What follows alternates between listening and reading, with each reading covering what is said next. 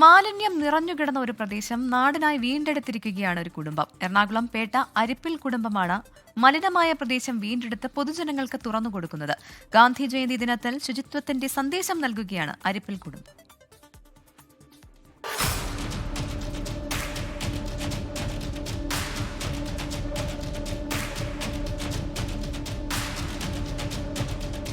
ഒരു കുടുംബം കൈകോർത്താൽ എന്ത് സംഭവിക്കുമെന്ന് ചോദിച്ചാൽ എറണാകുളം പേട്ടയിലെ അരിപ്പിൽ കുടുംബം ചൂണ്ടിക്കാണിക്കും ഇങ്ങനെയൊക്കെ പറ്റുമെന്ന്.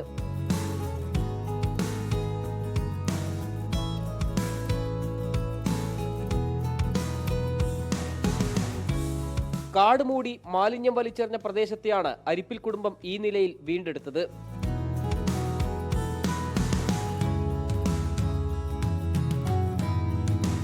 മാലിന്യം നിറഞ്ഞ 1.5 സെന്റ് സ്ഥലം ഇന്ന് കണ്ടാൽ ആരും അതിശയിച്ചു പോകും. വിശാലമായ ഇരിപ്പിടമൊരുക്കി ചെടികൾ നട്ടുപിടിപ്പിച്ച് ക്യാമറ നിരീക്ഷണത്തിലാണ് സ്ഥലം. അരിപ്പിൽ കുടുംബത്തിന്റെ പടിപ്പുരയായിരുന്നു ഈ വസ്തുന്ന് കാണത്തക്ക വണ്ണം തന്നെയുള്ളൊരു സ്ഥലമായിരുന്നു. അപ്പോൾ പണ്ടൊക്കെ കാൽനടക്കാർക്കൊക്കെ ക്ഷീണം മാറ്റാനും ഒക്കെ പടിപ്പുര ഉപയോഗിച്ചിരുന്നല്ലോ. അപ്പോൾ അതുപോലെ ഇവിടെ വന്ന് ആളുകൾക്കൊന്ന് ഇരുന്ന് വിശ്രമിക്കാനും സംസാരിക്കാനും ഒക്കെയുള്ളൊരു സ്ഥലമായിട്ട് ഇത് മാറി വരികയാണെങ്കിൽ വളരെ സന്തോഷം. 4 മാസത്തെ അധ്വാനം കൊണ്ടാണ് ആർക്കിടെക്ട് കോശി പി കോശിയുടെ സഹായത്തോടെ പ്രദേശം സൗന്ദര്യവൽക്കരിച്ചത്. അരിപ്പിൽ കുടുംബത്തിന്റെ സ്ഥാപകനായ കുപ്പക്കാട്ട് നാരായണമേനോന്റെ സ്മരണാർത്ഥമാണ് ഇടം എന്ന് പേരിട്ട് പ്രദേശം മനോഹരമാക്കി ഒരുക്കിയെടുത്തത്.